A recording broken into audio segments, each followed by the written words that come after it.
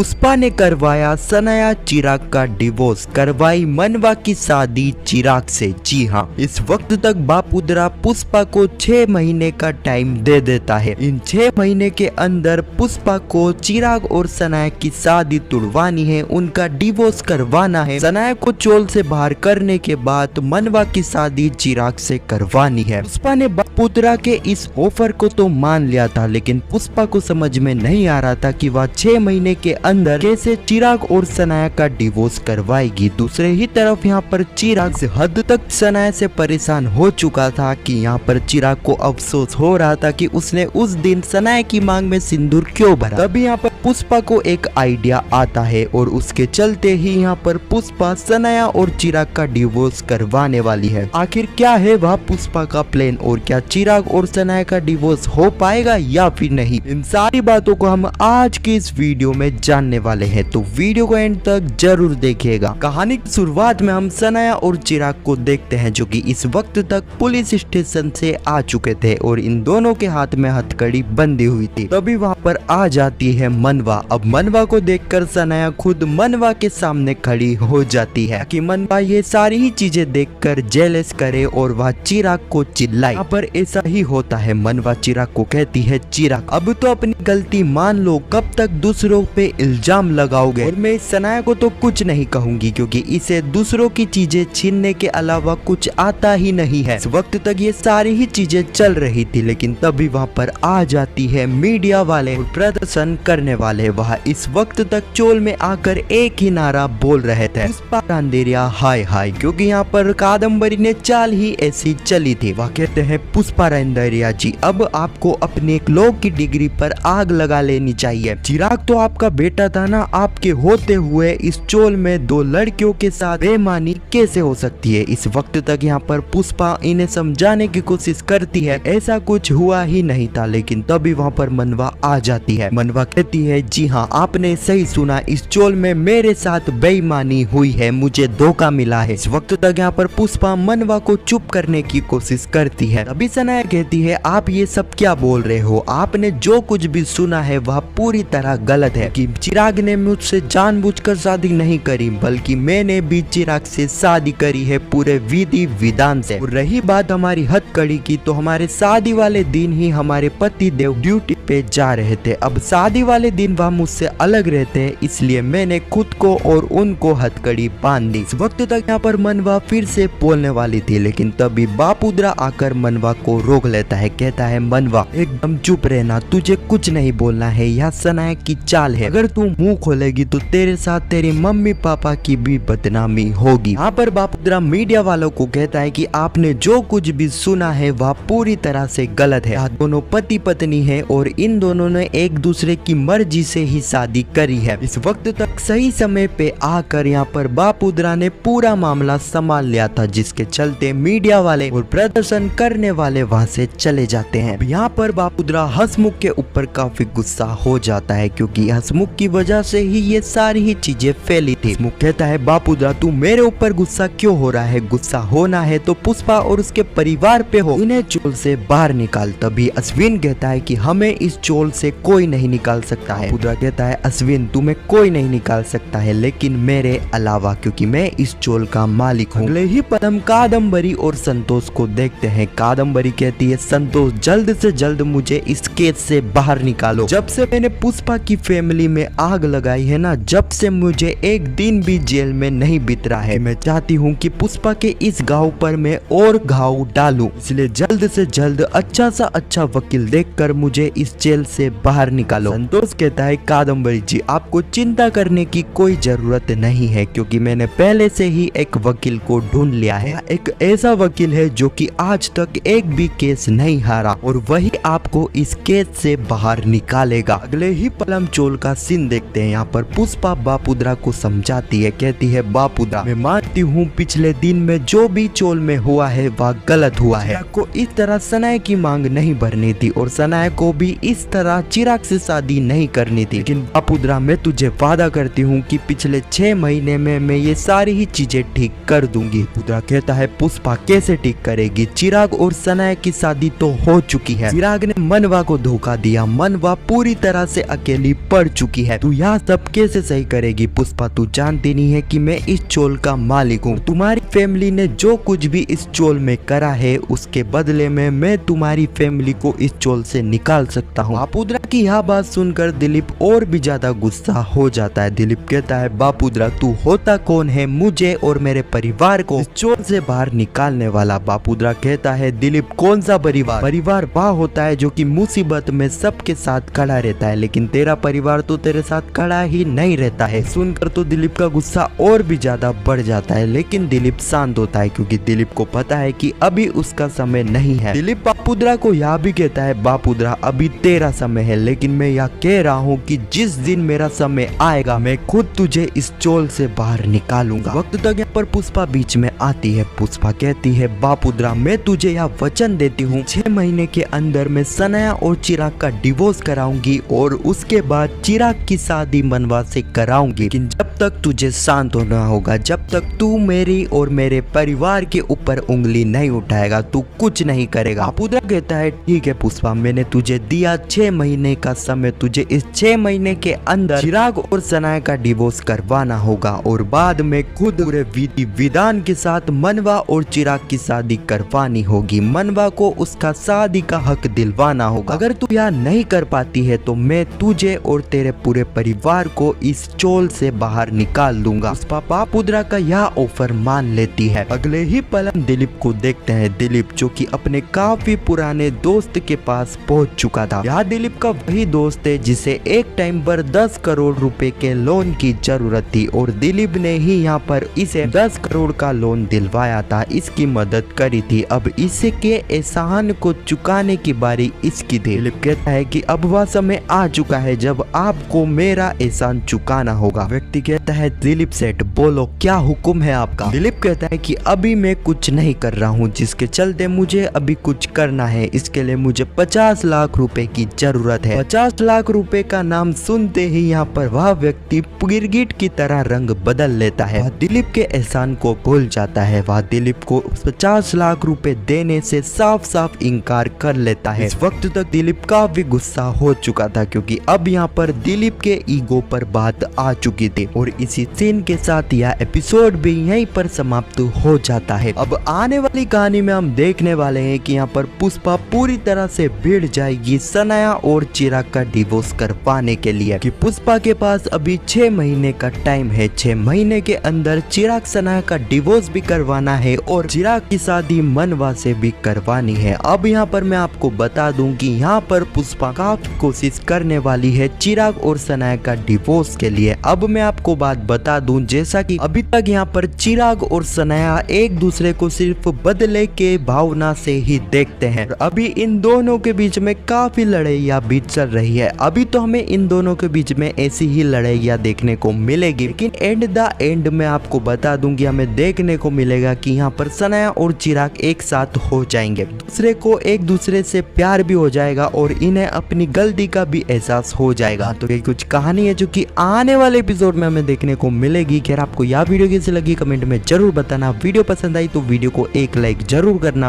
Pushpa impossible के आने वाले एपिसोड की ऐसी वीडियो के लिए चैनल को सब्सक्राइब अवश्य करना। जब तक के लिए धन्यवाद।